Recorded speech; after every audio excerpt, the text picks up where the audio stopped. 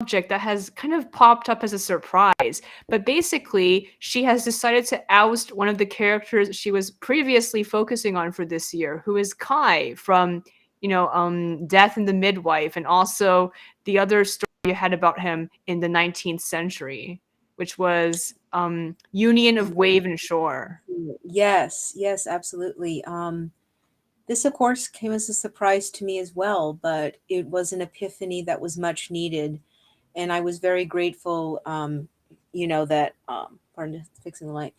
Um, I'm very thankful it came around because it came to the liberation of another character and what my true path as a writer and focus came to be. And I hope that this helps authors and creators who are maybe struggling with certain characters or stories that are not working, that unfortunately you just have to axe. It just comes down to that brutality, necessity.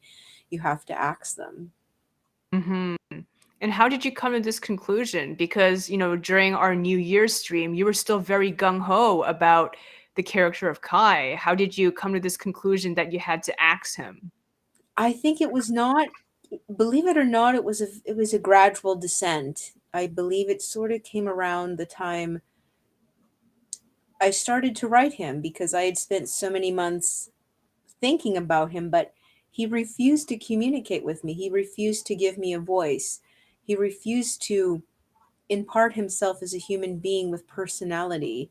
And also, I think he refused, as a character to the author, he refused to build a rapport and a relationship, which is the opposite of Andre. I mean, Andre, not only has he been with me very long, but Andre has worked very hard to build a rapport and relationship. I mean, I almost consider him like an integral part, a friend, a very dear, close friend that I'm very honored that he chose me to translate, I guess, and narrate his narrative for him.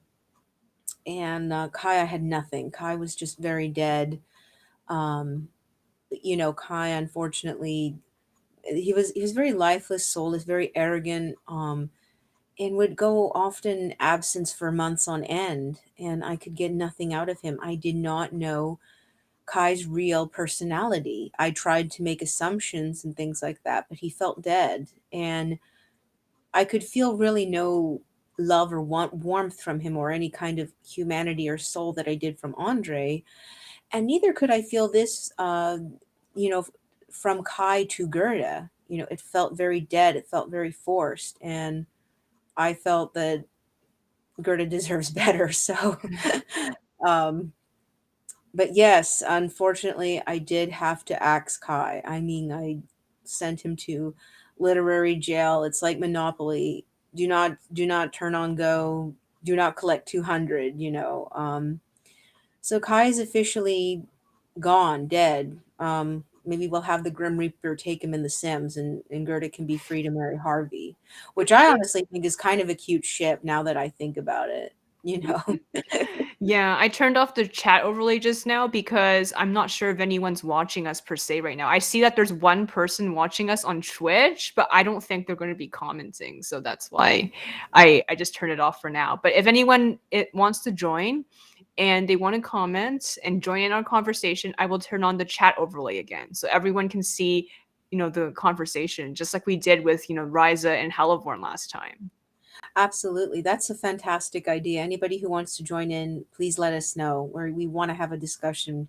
If you guys are struggling with this, same decision or something, let us know and we'll gladly give you our experiences on this.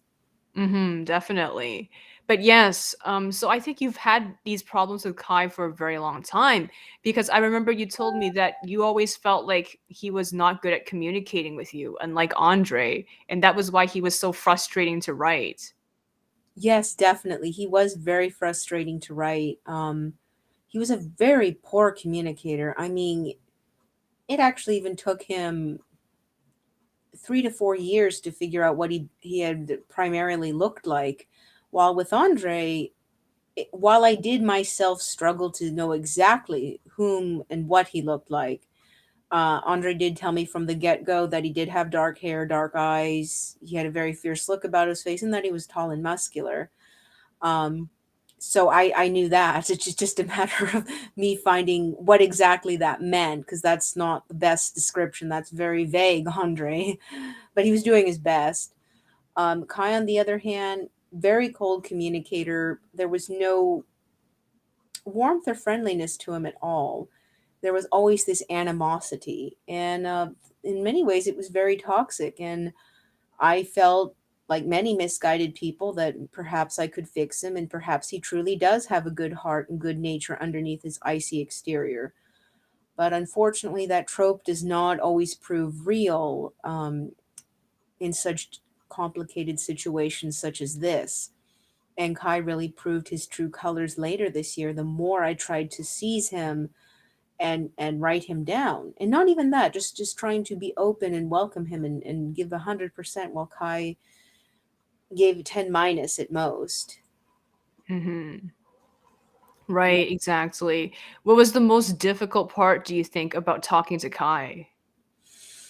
I think it was just trying to find out what his personality was, trying to figure out how he interacted with people, um, what was him, how did he, how did he have relationships? And he came across as very cold, very heartless. I mean, even someone as stern and stoic as Shishamaru from Inuyasha has more heart and soul. He practically looks like a bleeding heart compared to Kai. Um, Mhm. and other communications was that Kai was just very aloof and arrogant, and did not want to reveal much. I really had to pry a lot of things, make a lot of assumptions. And Kai never, there was never a warmth or passion or real sense of conviction that I felt with Andre, because, while Andre does have his flaws and everything as a human being, um, Andre is very full of warmth and conviction, and he is driven by his own core values, and those are regardless of where he lives or what other factors. Andre will always be Andre, and he'll always have these core set of factors, core set of values that he will govern himself by and live by and do by. Mhm, that makes sense.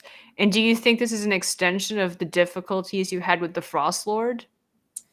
The Frost Lord was a bit more palpable. I think he had a lot more, believe it or not, he had a lot more charm. He had a lot more humor because he was a deadpan snarker, and he took things too seriously that it became funny.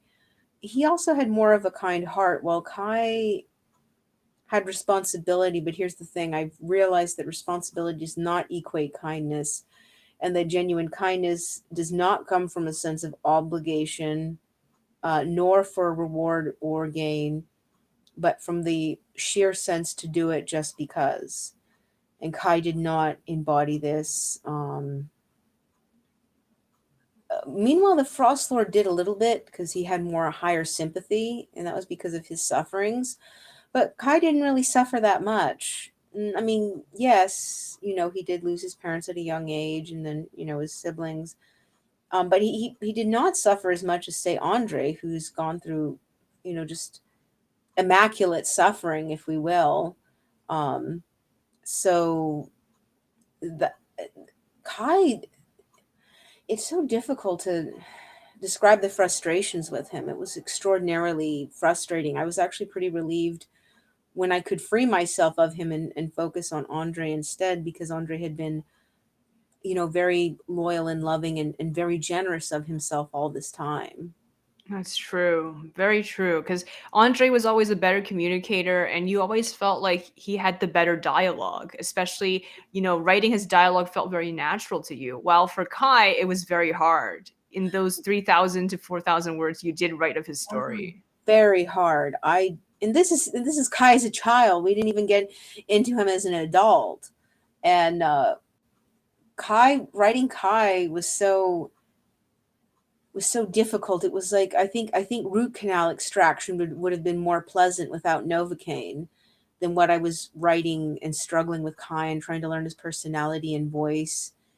In fact, if anything, I was trying to channel a bit of Andre just to inject some life into him. And it felt very dead. It felt very dissatisfying. I was very, very disappointed and hurt by Kai's lack of communication and arrogance and aloofness. Um, and yes, Andre does have the better dialogue and communication. I mean, Andre's narrative style, it's very unique, individual, full of warmth. And Andre knows how to talk to people. Andre can approach anybody. Even if Andre's a bit blunt and maybe gets into one too many fistfights, um, Andre would actually be a pretty decent ambassador, I bet. I think he would be able to get along with anyone. He just has this boisterous warmth, while Kai is just very cold, callous, and very dead. Kind of wonder if I should take a stethoscope and see if his heart's still beating. Isn't that kind of like a throwback to him as the Frost Lord who literally didn't have a heart? Ironically, the Frost Lord didn't have a heart, but the whole irony of that was that I was trying to show that the Frost Lord did have a heart. And there were more instances of the Frost Lord being warm and loving, especially towards stuff he did with the boys and some of the cute romantic things he did with Gerda, but also how he took care of Vogler and Braun and Senka. So the Frost Lord wasn't that bad, but he was still limiting. He was still very limiting. He feels more like he should be, kind of a side character in a fantasy thing, like I don't know, like a Dungeons and Dragons side quest boss. True, that makes sense. Because I think one of the problems you had with the Frost Lord, like you said, was because you made him, kind of the complement to Gerda. So that was why it was difficult because there wasn't enough content for him to have such a big role, right? No, no, there wasn't. Originally, Gerda was the one dominating the story, and the Frost Lord was just meant to be a complementary figure. And actually, Gerda was actually supposed to be a little girl. It was supposed to be like a father and daughter relationship. But then I thought, what if this girl had a mother? And what if the mother fell in love with the Frost Lord? And then, of course, the little girl got out of the way, and the little girl became the mother Gerda. And then Gerda took on a life of her own, and Gerda's actually better on her own. I mean, magical woman who can turn into a firebird and tries to liberate herself from, an oppressive society that bans magic, and then she finds another world and tries to start a new life. I think that's a beautiful concept, and Gerda on her own is a beautiful concept. But trying to cram in the Frost Lord, among other things, I think was a distraction for her, I think. I think so. I think there were a lot of distractions in the Frost Lord story in general. Yeah, there were a lot of problematic distractions. It was essentially, as cool as the Frost Lord's design was, and as much fun as I had designing him, um, it was pretty lifeless. I certainly enjoyed my time with Gerda, but not too much with the Frost Lord. Um, and I think that's a problem with fantasy. As much as I personally love design, fantasy, often the aesthetics do outweigh the substance, and that can be a big problem, because even if you can use aesthetics to convey emotions and social things, one thing I've learned with Andre is that that does not replace the depth of the human soul and the complex fibers therein. And you think that Kai didn't really have any complexity to him? No, Kai had complexity, all right, but it was just that he was just a twad with ice water in his veins. Um, Kai had no human. He didn't want to show me any humanity. I think honestly, he was very lazy, just a lazy son of a gun, and downright disdainful and reprehensible in this kind of apathy and dead soulness. He did not even have 1/10 of the warmth and brightness that Andre has. Even when Andre's angry and mad, he still has this, shining brightness of conviction. Kai had none of these things. Kai was just this bitter, arrogant, soulless son of a gun, a real oyster, a tight, closed oyster. Ironically, he accused Joel of being an oyster. Joel's different because Joel has a lot of heart and soul, and I love Joel. I do. I mean, everybody knows how much I love Joel. What's the difference, though? I'm kind of curious to unpack this. The difference between Kai's heartlessness, as you call it, and Joel's enclosedness. Joel gives a crap about people. He does. I mean, yes, his parents have problems, especially his mother. Um, but he cares about them. He takes care of them. Um, where else am I going here? Joel cares about Malka. Joel cares about Sam and Frankie, even Harvey and other people in his community in the Lower East Side. Um, Joel has a personality. You know, there is this underlying current of darkness and ferocity, um, as well as a hidden sense of virality that has to be thoroughly explored. And you don't think Kai has that, right? No, I mean Kai. I tried to think that maybe he does have some virality. Maybe. I mean, he's a sailor. He should have something, I suppose. But no, I was just beating a dead horse, and I thought, well, I don't know. Maybe he loves Gerda and is tender with her and wants to teach her how to read and write. But that felt very dead. I mean, that felt like something I was tacking on, and Kai had nothing to do with it. Um, so the difference between Kai and Joel is that Joel cares. Kai does not. Kai is a selfish, arrogant twad that refuses to have anything done with him. And even the way he is and the way he looks and acts did not really appeal to me. I mean, he's actually kind of beautiful to look at, but there's no soul, and it did not resonate with me. It did not resonate me like when I had found out what Andrei really looks like, and that instantly resonated with me. It was like I found this little wonderful smoldering little fire in my heart, and I kept it warm like a hearth, you know. That's true. And that's where you get all your inspiration to write his story.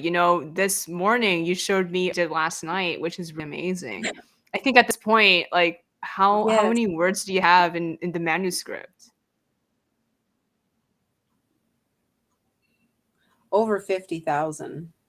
Right, Over that's amazing. 50,000. And how far It's just along we are in the incredible. story? We are about, we have to go through that, that, and that. I would have to say we're about 65% into the story, maybe even less, maybe 55. Wow, that's really great. I think at this point, we're really going to get there pretty soon. I think we will. I'm going to keep pushing myself with Andre. And the more I write him, the better it gets. You know, I think we saw Mhm. that, especially last night with he and Tatuzia's revelations with each other, as well as Andre coming to terms with his loss and comparing it to, the loss of the wilderness and Gilgamesh with Enkidu. Mhm, absolutely. Right. So, what else do you wanna discuss about, ousting Kai? Is there anything else you wanted to discuss? I don't know, we did a pretty thorough discussion of it already, I think. I think we did. I think we did. It's probably going to be one of our shortest streams. That's how much I thought of him. That it was only a 20-minute stream. I guess to say I want to encourage writers out there, if you have been struggling with a story or character and they feel heartless or you feel like the story isn't going anywhere, take a step back, look as to why it's not working, see if you can make it work. If you cannot, don't be afraid to axe it. I was very happy to let go of Kai. He was a toxic drain on me. It was like extraordinarily toxic. And by letting him go, I liberated myself. And you, as the creator, have that opportunity and right to free yourself from being tethered or bound to a story or character that does not work. If you feel like they won't work and it's a drain on you and your character or story is not giving you anything back, let go, because a healthy relationship with your character or story is that they give back to you. And I had learned Mhm. this the hard way with Kai, just by contrast of how good Andre is. That's very true. I think we always need to do some comparisons of our characters and see where our inspiration comes from and why sometimes we get more inspiration for one character but not the other. Very true, very true. And I guess another thing just to put out there, Kai's setting was so churning. Even his real self, it was hard to determine who he was or what he was. Um, and I felt no resonance with Kai and his culture and his setting. No offense, but I just didn't feel any kind of resonance with 19th century Norway. And by doing so, I kind of killed Gerda too, because 19th century Gerda felt dead, but medieval fantasy character Gerda felt fantastic. And I could derive no connection or understanding or resonance, if you will, Mhm. with Kai and his setting and culture and everything that happened to him. Meanwhile, with Andrei, I feel like I must have been Southern Russian in another life, maybe. you know, Yeah, that makes maybe. I don't sense. know. Yeah, Yeah, and sometimes it's better to just but finish a project before going on to another one. definitely it is a lot better to finish a project before you move on to another one and finish a project that you enjoy doing. And that's precisely what I'm doing with Andre. Mhm, exactly. Right, so do you think this Yeah. is the end of this podcast? I think it is. I think it says a lot. So for all you people out there, I have to redact everything on Tapas and on Instagram, or maybe not. But you will see this video, and I will also make a short video making an official announcement that I've pretty much had a funeral for Kai, or I sent him to jail, either one. um, but this is the end of the podcast. Kai is officially gone.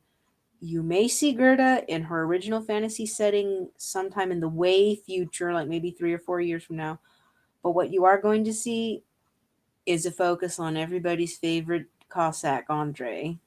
I'm so glad because, for so many years, you avoided talking about him because you were so afraid that the publishers wouldn't, like, accept your work if you talked about him or even mentioned him, like, mentioned a single quote from your manuscript. I know I was so worried, but I realized if the publishers know this is gold and it'll sell, I can easily take down the material on whatever. Websites give you options to do that. I doubt anyone's going to save it on whatever. You can't download it or copy and paste it, I guess.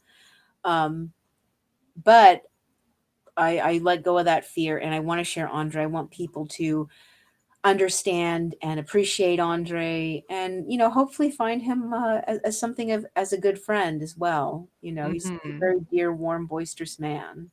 I'm so glad because we can do more things with him. Like we talked about before, our live stream, sorry, our role plays with Andre always felt much more alive than anything we did with Kai. Definitely, definitely. I mean, even as much as I like the Souls landscape, just doing one chapter of Andre, well, like say Andre and Katya, that was more alive. That was fun. That was Mhm. really brilliant. And And like I said, we talked about this in a private conversation. Kai, for a role play with him, it has to be in a certain situation where he's guiding someone, to the afterlife. It's always in that milieu. Like we can't have anything else. And he's always in a position of power. He always has to be. exactly, exactly. So you can't really do anything with Kai except that, except reaping souls and the afterlife. And I just realized, I guess Kai is a decent reaper, but honestly, if somebody had to reap and really make you feel warm and comfortable, maybe Andre's a better reaper. Mhm. Yeah, and I think a lot of the stuff that was in the Souls landscape, would you say that it was more interesting because Kai was reacting to Joel? If there was nothing for him to react to, it would be more difficult to write, Would be right? more difficult because if Kai had nothing to react to, it would be a dead story. Kai would just be as dead as a fish. Right. But hey, what is it called? The Isle of the Dead is coming out in on my Tapas account as part of the anthology. So that's another Kai story. And I guess it's one of the final ones that we have for our buffer. That's true. Maybe we can just consider Kai as a small, minor cameo character. He is just a minor reaper that came into a surreal dream, and he's like a one-shot character. Like, you know how like some of the older like comic artists or mangaka artists would have that one side character that appeared in like one or two comics and then they completely disappear forever.